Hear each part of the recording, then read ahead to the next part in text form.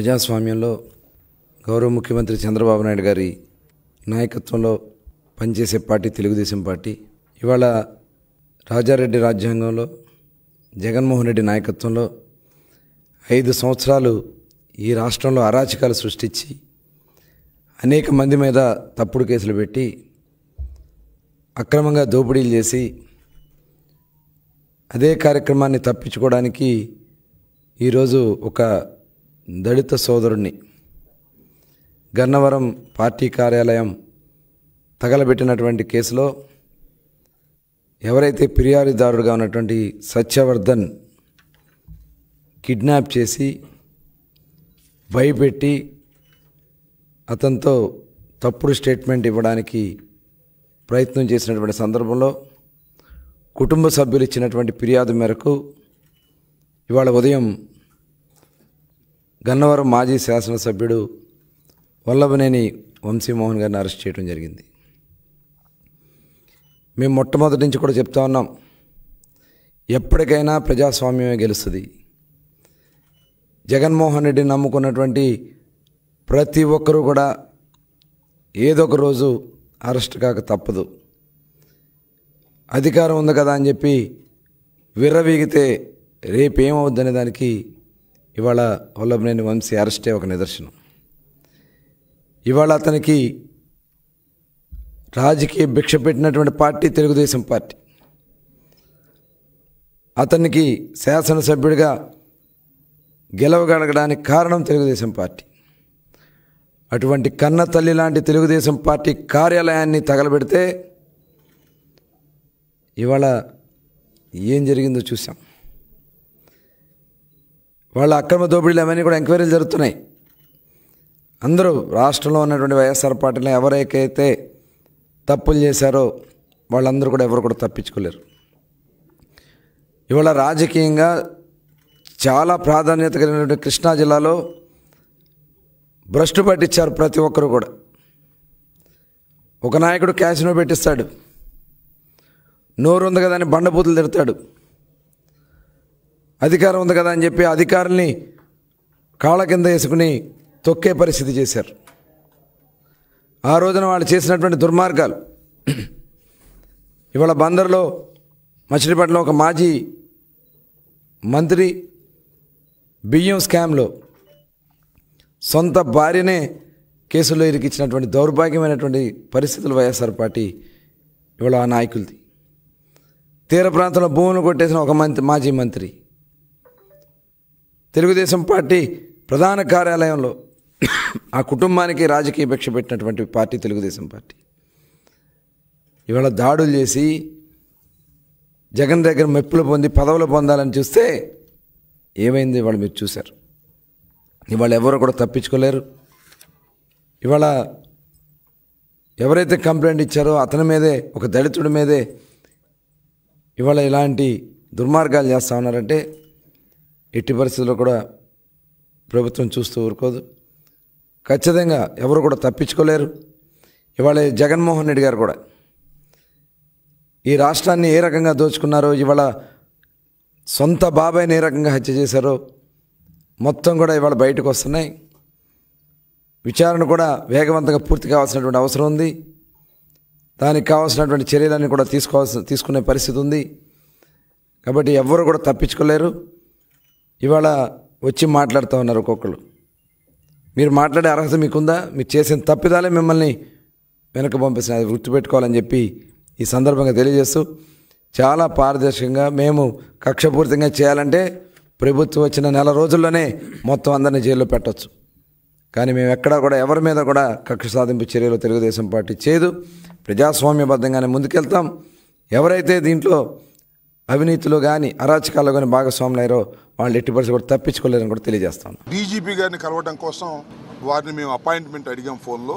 వారి PSO PNO Govindarao గారు 4:35 వస్తే వారు మీతో కలుస్తారని, తరువాత వారు సెక్రటేరియట్కి వెళ్ళిపోతారని చెప్పారు. హుటాహుటిని బయలుదేరి 4:30 కల్లా మేము అక్కడికి చేరుకున్నాం. చేరుకున్న తర్వాత ఏం జరిగింది అనేది నేను చివరిలో చెప్తాను. మేము ప్రధానంగా వారిని రిప్రజెంట్ చేయాలనుకుంటున్నటువంటి అంశాలు 2. ఒకటి, మాజీ శాసనసభ్యుడు. మొన్న గన్నవరంలో వైఎస్ఆర్సీపీ అభ్యర్థిగా పోటీ చేసి ఓటమి పాలైనటువంటి వల్లభనేని వంశీని ఈ రోజు ఉదయం తెల్లారుజామున బహుశా 6 గంటలకో 5 గంటలకో హైదరాబాద్లో వారిని అరెస్ట్ చేసినట్టుగా మీడియా ద్వారా మాకు సమాచారం అంది. ఆ తరువాత వారు అసలు ఎందుకు అరెస్ట్ చేశారో మాకు అర్థం కాలేదు. కారణం ఏంటంటే ఆయన ఒక కేసులోనూ 2 కేసుల్లోనూ ముద్దాయిగా ఉన్నారు. ముఖ్యంగా గన్నవరం తెలుగుదేశం పార్టీ ఆఫీస్ మీద దాడి జరిగిన కేసులో వారు ముద్దాయిగా ఉండటం, దాని మీద ఆయన కోర్టుకు వెళ్లడం, ఆయనకి యాంటిసిపేటరీ బెయిల్ ప్రొటెక్షన్ ఇవ్వడం కూడా జరిగింది. కాబట్టి ఆయన అరెస్ట్ చేసినటువంటి అవకాశం లేదనే అభిప్రాయం మాకు. కానీ ఉదయాన్నే అరెస్ట్ చేశారనే వార్త తెలియగానే ఎందుకు అరెస్ట్ చేశారో అర్థం కాక ఆశ్చర్యపోయాం, దిగ్భ్రాంతి చెందాం. దీనికన్నా ముందు 2 రోజుల క్రితం ఒక సంఘటన జరిగింది. అదేమిటంటే ఈ వల్లభనేని వంశీ గారి మీద, వైసీపీ కార్యకర్తల మీద, తెలుగుదేశం పార్టీ ఆఫీస్ మీద దాడి జరిగిందని ఏదైతే 2022లో కంప్లైంట్ ఇచ్చారో ఆ కంప్లైంట్ ఇచ్చినటువంటి వ్యక్తి సత్యవర్ధన్ అనే వ్యక్తి మొన్న హఠాత్తుగా కోర్టు వారి దగ్గరికి వెళ్ళి పబ్లిక్ కోర్టులో మ్యాజిస్ట్రేట్ ముందు ఆయన ప్రాసిక్యూషన్ చెప్పేదంతా అబద్ధమని, తానిచ్చిన కంప్లైంట్ అది కంప్లైంట్ రూపంలో ఇవ్వలేదని, కేవలం ఏదో సాక్షి సంతకం పెట్టమంటే నేను వెళ్ళానని, వెళితే వారేదో రాసుకుని సంతకం పెట్టారనే విషయాన్ని గౌరవ న్యాయస్థానం ముందు చెప్పారు. ఇక్కడ బయట చెప్పింది కాదు. చెప్పిన తర్వాత ఒక్కసారిగా తెలుగుదేశం పార్టీ ఆశ్చర్యపోయింది. అరే, మనం చేసినటువంటి తప్పు తెలుసుకున్నారు, మనం దొంగ కేసు పెట్టించామనే విషయం తెలుసుకున్నారు. ఆ సత్యవర్ధన్ అనే వ్యక్తి ఎస్సీ కులానికి చెందటం వలన పైన రాసుకున్నారు సంతకం పెడితే నన్ను కులం పేరు కూడా తిట్టారని, ఎస్సీ ఎస్టీ అట్రాసిటీస్ యాక్ట్ కూడా పెట్టి బెయిల్ రాకుండా ఉండేందుకు కట్టుదిట్టంగా వాళ్ళు చేశారు అనేది తెలుసుకుని ఆశ్చర్యపోయి ఇదంతా ఫాల్స్ కేసు అని ప్రపంచానికి తెలిసింది. దానిలో తెలుగుదేశం వారు, లోకేష్ గారు, చంద్రబాబు నాయుడు గారు వీళ్ళందరూ కుట్ర చేసి ఈ సత్యవర్ధన్ తమ్ముడు అన్నో అరుణ్ అనే ఆయన్ని వాళ్ళు పట్టుకుని మా తమ్ముడి చేత బెదిరించి కిడ్నాప్ చేసి వంశీ వీళ్ళందరూ కూడా ఈ తప్పుడు స్టేట్మెంట్ మ్యాజిస్ట్రేట్ దగ్గర ఇప్పించారని ఒక కట్టు కథను అల్లి అది కేసు పెట్టి తెల్లారి అరెస్ట్ చేశారంట. ఇది విచిత్రమైన విషయం. ఇంతకన్నా దారుణమైన విషయం మరొకటి ఉండదని కూడా ఈ సందర్భంగా మనవి చేస్తున్నాను. వంశీ తెలుగుదేశంలో గెలిచాడు, తరువాత వైఎస్ఆర్సీపీలోకి వచ్చి పోటీ చేశాడు. అందువల్ల వంశీ మీద చంద్రబాబు నాయుడు గారు అదేవిధంగా లోకేష్ గారు కక్ష కట్టారు. మా పార్టీలో గెలిచాడు, మా పార్టీలో గెలిచి వైసీపీలోకి వెళ్ళి పోటీ చేశాడు, మమ్మల్ని అనేక సందర్భాల్లో విమర్శించాడు. మా పార్టీలో ఉండి మా సామాజిక వర్గానికి చెందినటువంటి వ్యక్తి మమ్మల్ని దూషించడం ఏమిటి, మమ్మల్ని రాజకీయ విమర్శ చేయటం అనేది ఏమిటి అని కక్షగట్టి అనేక పర్యాయాలు వారి ప్రభుత్వం అధికారంలోకి వచ్చిన తర్వాత దాడులు చేయడానికి ప్రయత్నం చేశారు. కొన్ని సందర్భాల్లో వంశీని ఎలిమినేట్ చేయాలని కూడా ప్రయత్నం చేసినటువంటి విషయాలు నేను మీకు ప్రత్యేకంగా చెప్పవలసిన అవసరం లేదు. ఎన్నోసార్లు అరెస్ట్ చేయాలని ప్రయత్నం చేసినా న్యాయస్థానానికి వెళ్ళి వంశీ ప్రొటెక్షన్ తెచ్చుకోవడంతో ఇవాళ సడన్గా నిన్న సాయంత్రం మొన్న ఉదయం కేసు రిజిస్టర్ చేసి ఆ కేసుని ఇంకా ఆన్లైన్లో అప్లోడ్ కూడా చేయకోకుండా అరెస్ట్ చేసి తీసుకొచ్చి ఇవాళ కోర్టులో ప్రొడ్యూస్ చేయాలని అనుకున్నారు. రాత్రి లోపల కోర్టులో ప్రొడ్యూస్ చేస్తారు. చట్టం తన పని తాను చేసుకువెళ్తుంది. ఇది అన్యాయం. పోలీసు వారు తెలుగుదేశం పార్టీ వారితో కుమ్మక్కై వంశీని అరెస్ట్ చేశారనే విషయాన్ని డీజీపీ గారికి చెప్పే ప్రయత్నం చేస్తున్నాం. అంతేకాదు, పొద్దున్న నుంచి ఎవరిని కలవనీయలే. వారి సతీమణి వెళ్తుంటే ఆమెను అడ్డగించారు, ఆమెను వెళ్ళనీయలేదు. అడ్వకేట్స్ వెళ్ళి కలవాలని ప్రయత్నం చేశారు, న్యాయ సహాయం ఇద్దామని. ఏంటి ఎఫ్ఐఆర్ ఏంటి, దాని కథ ఏంటి తెలుసుకుని కోర్టులో ఆర్గ్యూ చేద్దామని. ఎక్యూజ్డ్ అనే వ్యక్తి, ఎక్యూజ్డ్ అంటే ఏంటి, నేరారోపణ చేయబడినవాడు. నేరారోపణ చేయబడినవాడే తప్ప నేరస్తుడు కాదు ఎవరైనా సరే, ఇంక్లూడింగ్ చంద్రబాబు కూడా, ఎవరైనా జగన్మోహన్ రెడ్డి గారని ఏదైనా. అయితే అలాంటి వ్యక్తిని కలుసుకోవడానికి కూడా మీరు పోలీసులు ఎలవ్ చేయట్లేదంటే ఇది దుర్మార్గం, రాక్షస పాలన. దీన్ని మీరు దృష్టిలో పెట్టుకోవాలని డీజీపీ గారికి మేము ఇవ్వాలని ప్రయత్నం చేశాం. అయితే ఇంత దారుణంగా జరుగుతున్న అంశాన్ని మీ ద్వారా ప్రజల దృష్టికి తీసుకొస్తున్నాం. డీజీపీ గారి దృష్టికి కూడా మా కర్మ ఏంటంటే కలవలేదు కాబట్టి మీ ద్వారా ఆయన కూడా డీజీపీ గారిని కూడా చూడమని కూడా మేము కోరుతున్నాం. ఈ రికమెండేషన్ కూడా ఎవరు తీసుకోలేదు. ఈ రికమెండేషన్ కూడా వారు చూడాలని ఈ సందర్భంగా నేను కోరుతున్నాను. అవసరమైతే ఆయన మళ్ళీ కోరితే డీజీపీ గారు కోరితే చదివి కూడా వినిపిస్తాను. ఎందుకంటే ఆయనతో కలుసుకునే అవకాశం మాకు కల్పించలేదు. రాష్ట్ర డీజీపీ గారు శాంతి భద్రతలు కాపాడవలసిన హెడ్ ఆఫీస్కి అపాయింట్మెంట్ ఇస్తే వచ్చాము, అయినా ఆయన కలవలేదు. ఏంటో మాకు అర్థం కాలేదు. ఇది ఒక అంశం. రెండో అంశం, అబ్బాయి చౌదరి గారు దెందులూరు మాజీ శాసనసభ్యులు. నేను మీరు చాలా వీడియోలో చూసుంటారు. ఆయన ఏలూరులో పెళ్లికి వెళ్ళాడు. ఇప్పుడు ప్రజెంట్ ఎమ్మెల్యే గారు చింతమనేని ప్రభాకర్ గారు, సరే ఆయన ఇంతకు ముందు కూడా శాసనసభ్యులు. ఆయన గురించి నేను ప్రత్యేకంగా చెప్పాల్సిన అవసరం మీ అందరికీ తెలిసినటువంటి వ్యక్తి. ఆయన ఎంతో మంచివాడు అనేది. ఆయన కారు అడ్డం ఉందని చెప్పేసి పచ్చిపూతులు తిట్టాడండి. అబ్బాయి చౌదరి గారి డ్రైవర్ని పచ్చిపూతులు తిట్టాడు, మ్యాన్ హ్యాండిల్ చేసే ప్రయత్నం చేశాడు. ఆ పచ్చిపూతులన్నీ కూడా మన సోషల్ మీడియాలో చాలా బ్రహ్మాండంగా వైరల్ అవుతుంది, చూడండి. ఆయన అబ్బాయి చౌదరి గారి మీద కేసు పెట్టి అరెస్ట్ చేయాలని ప్రయత్నం చేస్తారు, పోలీసులు దాన్ని సహకరిస్తున్నారు. ఇది అన్యాయం అండి.